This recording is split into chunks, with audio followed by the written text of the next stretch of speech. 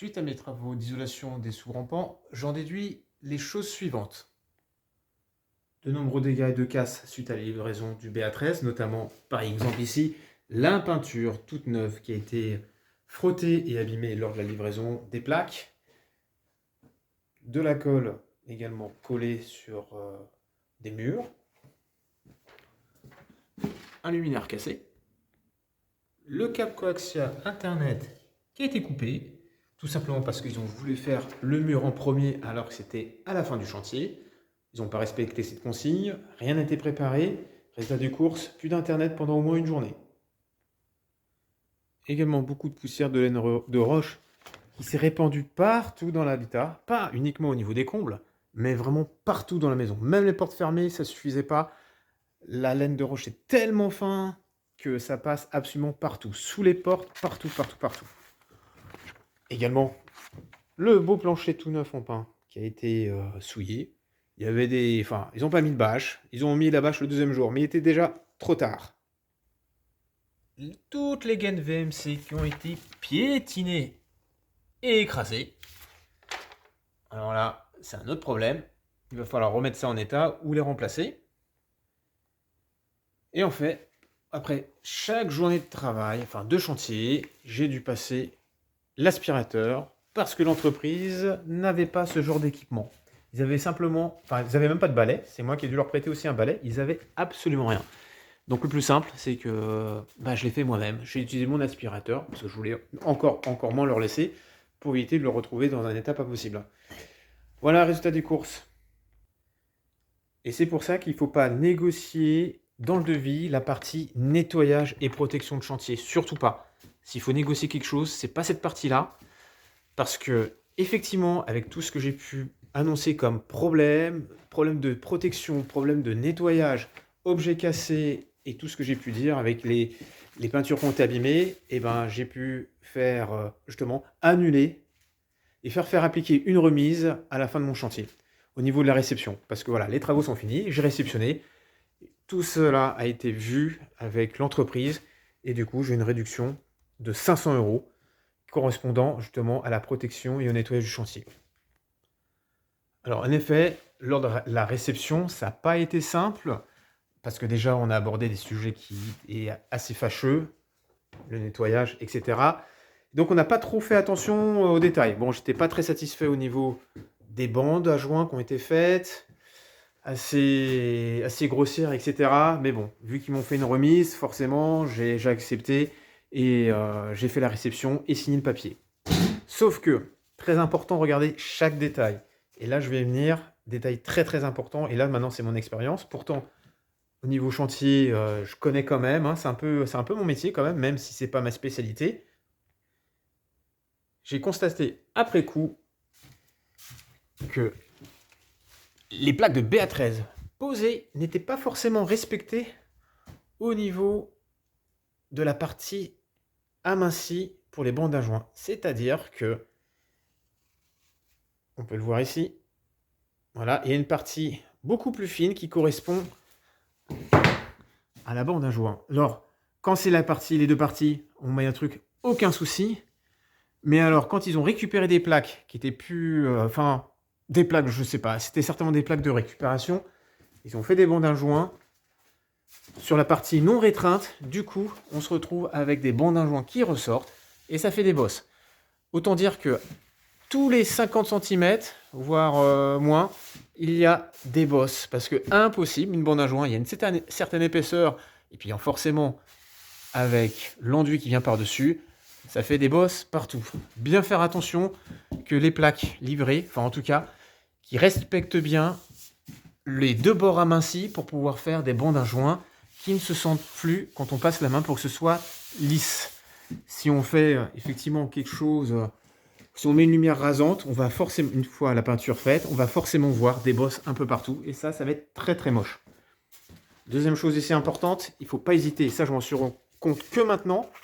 J'ai réceptionné trop tard. Ils vont revenir, faire le nécessaire, mais c'est un peu dommage de recasser derrière. C'est qu'au niveau du pignon, donc on a forcément des rails. On voit voilà, les petits points blancs, c'est par rapport aux vis. Donc il y a 1, 2, 3, 4, 5, voilà, 5 rangées de rails. Et au niveau du pignon, il n'y a pas de cornière derrière. C'est-à-dire que si j'appuie dessus, alors il faut qu'on voit un endroit, ça bouge de presque 1 cm. Voilà, là on va peut-être mieux voir.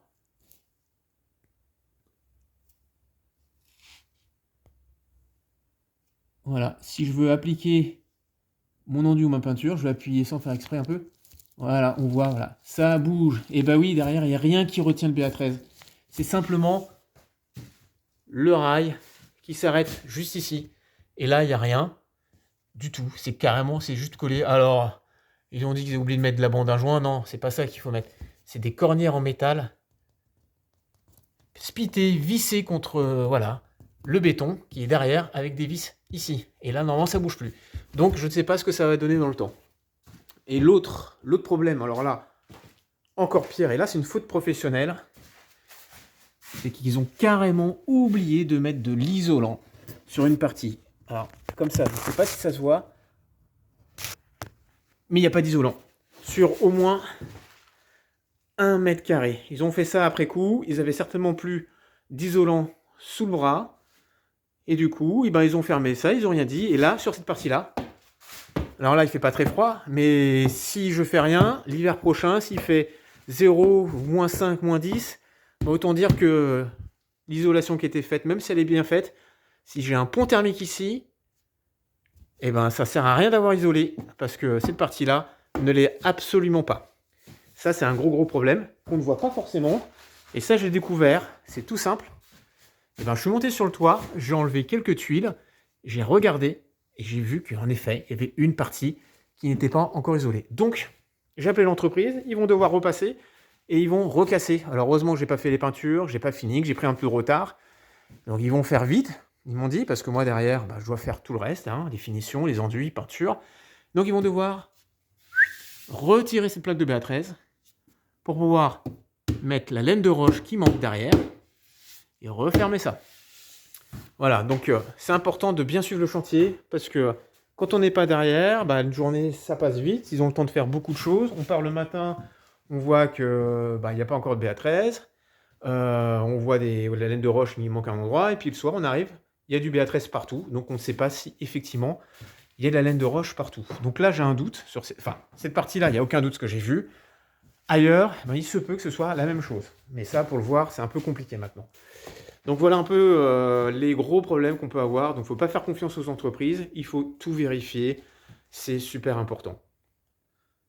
Donc je retiendrai, et mon avis, on va dire tout simplement, suite à des travaux comme ça d'isolation des combles, par de la laine de roche ou de la laine de verre, c'est que au niveau de la livraison, il y aura eu beaucoup de dégâts, de casse matérielle, de mobilier abîmé, beaucoup de poussière, la laine de roche, ça vole partout, beaucoup de ménage. Et beaucoup de tracas et des travaux, il a fallu reprendre, leur demander de modifier. Et c'est pas fini parce qu'effectivement, ils ont encore à rajouter de la laine de roche qui a été oubliée. Et la fameuse cornière qui n'est pas au niveau de ce pignon-là, qui bouge. Alors ça, il va falloir le faire parce que dans le temps, ça risque de bouger, il va y avoir des fissures. Et ça va pas être joli si ça commence à flamber, à flancher.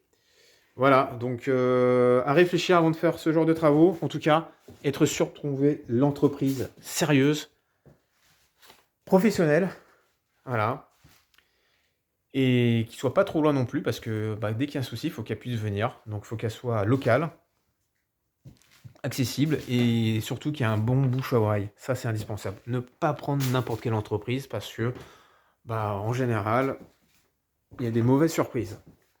Même là, en regardant sur Internet, il y avait des avis, beaucoup d'avis favorables. Donc, j'ai écouté, j'ai vu qu'il y avait des 5 étoiles un peu partout. J'ai vu, finalement, je suis déçu. Voilà. Mais encore, faut-il être vraiment derrière. Parce que si ça se trouve là, j'ai fait travaux parce que j'ai vu des choses, j'ai constaté, j'ai fait corriger des choses, parce que j'étais derrière. Et même en étant derrière, il y a encore des choses qui n'allaient pas. Donc, j'imagine que les personnes qui n'y connaissent rien se font avoir. Voilà, elle voit des choses. Ils ont oublié aussi par moment de mettre en quinconce, donc j'aurais demandé de mettre en quinconce, mais c'était très compliqué, il a fallu qu'ils refassent, etc. C'était très compliqué. Donc, il faut une super entreprise qui a de super avis, qui ont fait du bon boulot, et il faut les suivre et surtout se renseigner au niveau de toutes les techniques pour être sûr qu'ils vont faire le travail dans les règles de l'art. Voilà.